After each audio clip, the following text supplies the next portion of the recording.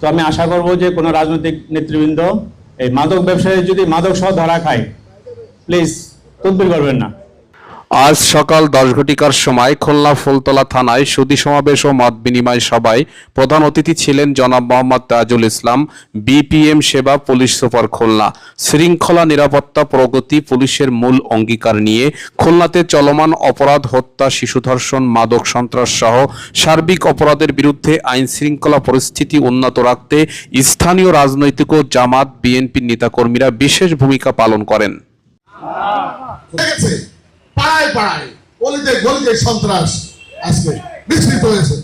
সাধারণ মানুষ 5ই আগস্টকে যে আজকের দিন বদলের ফল হিসাবে আপনার জীবন জীবিকার বদলে যাওয়ার একটা স্বপ্ন আমাদের সামনে উদ্ভাসিত হয়েছিল, সেটাকে খুলনা পুলিশ সুপারের সুধী সমাবেশে চলমান অপরাধ নিয়ে ফুলতলা উপজেলার বিভিন্ন পর্যায়ের রাজনৈতিক নেতাকর্মীরা অপরাধের বিরুদ্ধে কঠোর অবস্থান নিতে প্রশাসনকে বিশেষ দিক নির্দেশনা দেন। নেতাকর্মীরা বলেন, মাদক, শিশু ধর্ষণ, হত্যা সহ সকল অপরাধের বিরুদ্ধে ফুলতলা থানা কঠোর থেকে কঠোর ভূমিকা রাখবে আগামী দিনগুলির জন্য। সরকারি দলের ছত্রছায়ায় এইসব অপরাধগুলো সংঘটিত হয়, ফুলতলা থানা বিএনপির অভিভাবক হিসেবে আমি বিষয়টি নিশ্চিত করতে চাই আপনাদের কাছে, প্রশাসনের সামনে এবং আপনাদের কাছে আহ্বান করতে চাই যে কোনো প্রকারের কোনো মাদক সেবী যদি ফুলতলা থানায় আসে, আমাদের দলের নেতৃবৃন্দ আসবেন না। যদি আসে তাদেরকে আপনারা বসারিক আমাদেরকে বলেন।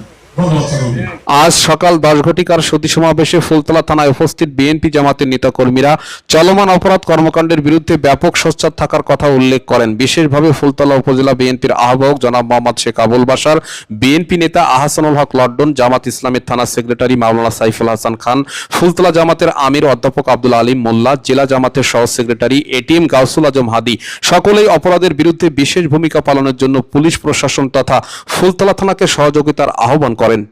আজকে খুব কষ্টের সাথে, দুঃখের সাথে এটা শুনতে হলো, মায়ের মধ্যে এই পরিবেশ সুন্দর হবে, পরিবর্তন হবে ইনশাআল্লাহ। মাদকের কথা কেন? ফুলতলা উপজেলার স্থানীয় রাজনৈতিক ও সাধারণ জনগণের সুধী সমাবেশে প্রশ্নোত্তর পর্বে পুলিশ সুপার খুলনা জনাব মোহাম্মদ তাজুল ইসলাম সকলের প্রশ্নের জবাব প্রদান করেন। একই সাথে অপরাধের বিরুদ্ধে আইনি পদক্ষেপের মধ্য দিয়ে ফুলতলা থানাকে আরও বেশি সতর্ক ও কঠোর হতে নির্দেশ প্রদান করেন। উক্ত সুধী সমাবেশে ফুলতলা থানার নবগত ওসি তহিদ ফুলতলা থানার সকল রাজনৈতিক নেতাকর্মীদের একান্ত সহযোগিতার মধ্য দিয়ে অপরাধ দমনের জন্য সকলকে আহ্বান করেন। পুলিশের উপর নির্ভর করলে হবে, আপনাদেরকে আমাদের পাশে থাকতে হবে। আমি চাই আপনাদের সহযোগিতা।